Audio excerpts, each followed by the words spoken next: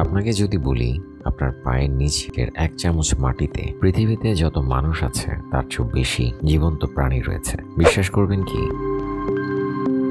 মাটিকে আমরা সবাই হয়তো অবহেলা করি, তবে মাটি সত্যি পৃথিবীর জীবনের ভিত্তি। যেসব প্রাণী মাটিতে ঘরবাড়ি কলোনি বানিয়ে বসবাস করে তারাই যোগান দিচ্ছে গাছেদের জন্য নিউট্রিয়েন্ট। মাটি আমাদের পানিকে ফিল্টার করে। সুস্থ মাটি বনভূমির চেয়ে বেশি CO2 বা কার্বন ডাইঅক্সাইড শোষণ করে এবং পৃথিবীর বায়ুমণ্ডলের চেয়ে 3 গুণ বেশি কার্বন ধারণ করে, যা জলবায়ু পরিবর্তন মোকাবেলায় সহায়তা করে।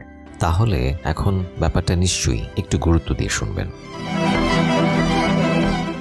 বিজ্ঞানীরা বলেন মাটি হলো পৃথিবীর উপরিভাগের এক জটিল মিশ্রণ, যেখানে খনিজ কণা, বালি, পলি, কাদা, জৈব পদার্থ, পানি ও বাতাস একসাথে থাকে।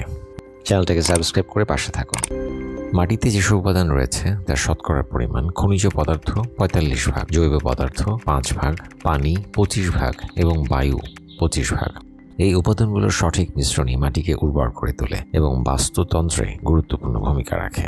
যেমন বালি, এগুলি সবচেয়ে বড় কণা। যদি মাটিতে প্রচুর বালি থাকে তবে জল দ্রুত এর মধ্য দিয়ে চলে যায়, অনেকটা চালনির মতো। পলির কণা বালির চেয়ে ছোট কিন্তু কাদার চেয়ে বড়। প্রচুর পলিযুক্ত মাটি বালুময় মাটির চেয়ে বেশি জল ধরে রাখে, অনেকটা স্পঞ্জের মতো। কাদার কণাগুলির মধ্যে সবচেয়ে ছোট, বাতাসের জন্য খুব কম জায়গা থাকে, ভারী মাটির মধ্য দিয়ে জল খুব ধীরে ধীরে নিষ্কাশিত করে। অজৈব মাটির খনিজগুলি মূলত শিলা থেকে আসে, যা উদ্ভিদ, প্রাণী, বায়ু এবং জলের দ্বারা ভেঙে যায় এবং সিলিকন, অ্যালুমিনিয়াম, অক্সিজেন এবং লোহার মতো উপাদান সরবরাহ করে। জানেন কি, চার্লস ডারউইন সবচেয়ে বেশি মুগ্ধ ছিলেন ছোট্ট কেঁচোর প্রতি। তিনি বলেন, "It may be doubted if there are any other animals which have played such an important part in the history of the world." মানে দুনিয়ার ইতিহাসে কেঁচোর মতো গুরুত্বপূর্ণ প্রাণী আর নেই। কেঁচোকে প্রকৃতির লাঙল বা কৃষকের বন্ধু বলা হয়। ওদের ফ্রি সার্ভিস প্যাকেজ আছে।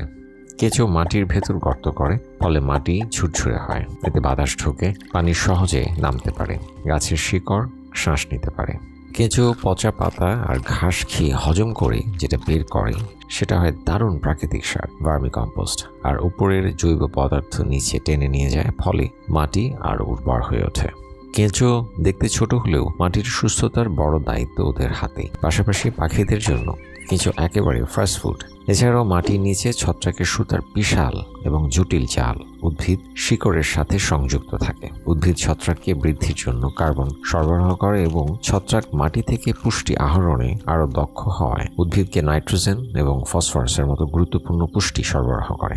এটি নিয়ে ভিডিওতে বিস্তারিত আলোচনা করা হয়েছে, দেখে আসতে পারেন। বাংলাদেশকে বলা হয় এক মাটির অদ্ভুত জাদুঘর। কোথাও উর্বর পলি, কোথাও লালচে দোআঁশ, কোথাও পাহাড়ে পাথুরে বালু মাটি। বাংলাদেশের মাটি মূলত বিশাল নদী ব্যবস্থার দান। গঙ্গা, ব্রহ্মপুত্র আর মেঘনা মিলিয়ে হিমালয় থেকে কোটি কোটি টন পলি মাটি বয়ে এনেছে হাজার হাজার বছর ধরে। এই পলি জমে গড়ে উঠেছে বিশাল বন্যার সমভূমি, যেখানে এখন দেশের প্রায় 80% এলাকা। পাশাপাশি আছে প্রাচীন প্লাইস্টোসিন যুগের লালচে বরেন্দ্র মাটি, যা প্লাইস্টোসিন যুগে উঁচু হয়ে ওঠা জমি থেকে তৈরি হয়েছে। আবার পাহাড়ি এলাকায় পাওয়া যায় টারশিয়ারি যুগের সঞ্চিত অবক্ষেপ, যেখানে মাটি অম্লীয় আর প্রাকৃতিকভাবে কম উর্বর। এমনকি উপকূলের লবণাক্ত মাটিও এসেছে সমুদ্রের জোয়ার ভাটার অদ্ভুত খেলায়। মাটি শুধু মাটি নয়, এটাই আমাদের জীবন ভিত্তি। বেশি সার, কীটনাশক আর ভুল পদ্ধতিতে চাষাবাদে মাটির ভেতরের কেঁচো, জীবাণু সব মরে যাচ্ছে। মাটি হারাচ্ছে তার স্বাভাবিক উর্বরতা।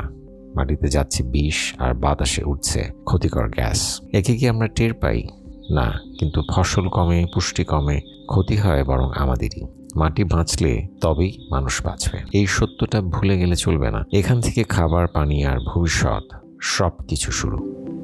তাই মাটির গল্প যদি ভালো লেগে থাকে মনে রাখবেন, মাটি বাঁচলে আমরাও বাঁচব, টিকে যাবে এই পৃথিবী এবং আগামীর মানব সভ্যতা।